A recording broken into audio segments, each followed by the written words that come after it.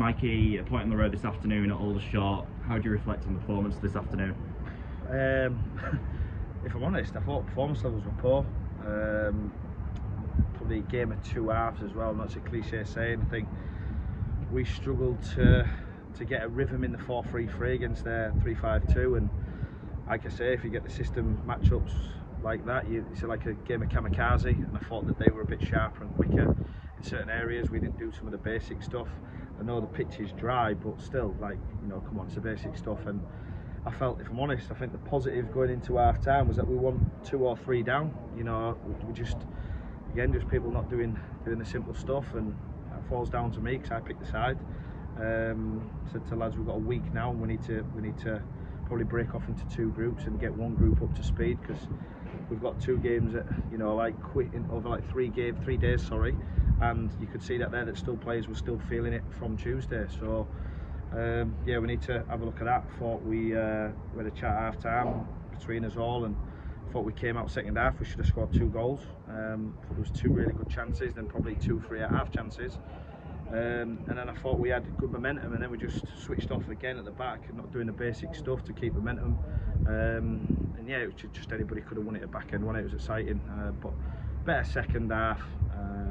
Once we changed the shape and tried to get it into Lenny and Dippo and try to be more of a threat, then, you know, that's how it was really. And you changed the formation about after half an hour. You went from 4-3-3 to 3 at the back. Do you think that had an impact on the second half in particular? 100%. I say it to everybody all the time. It's like you play 4-3-3 and you play against different systems, and it just opens up space all the time. But to play that, you have to be on it, and you have to hurt the opposition. And every time we got a foothold in the game, like the end product wasn't good enough, so then they'd have a goal kick, and then they'd then exploit their space, because what you find is you're doing dual roles all the time. And then we couldn't get hold of the 2 forwards because we weren't communicating. So yeah, so we changed it to try and get hold of the 2 forwards. Thought it steadied the ship a little bit. It allowed us to get a little bit of control.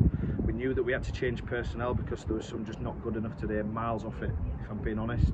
But I know that, you know, there's some quality in there, but they've just got to do the basics right. And then yes, I think, you know, between us all we exchanged a few words, and you know, the lads were good, and then I thought we'd come out and it looked at, you know, better performance second half. But you know, when you come places like this, you need to be on the front foot. Also credit to them, because I thought they sort of played to the crowd, and they played with a lot of energy, and you know, the 2 forwards were lively as well. And as a pair, as you just mentioned, Lenny and Dippo playing up front together, how do you think they did? Yeah, I think there's still that connection thing. There's no doubt we're going to have to play with them in some games, and I felt that was a real good opportunity for them to play together. Like I say, Lenny sort of won a few flick-ons, and Dippo got into some good positions.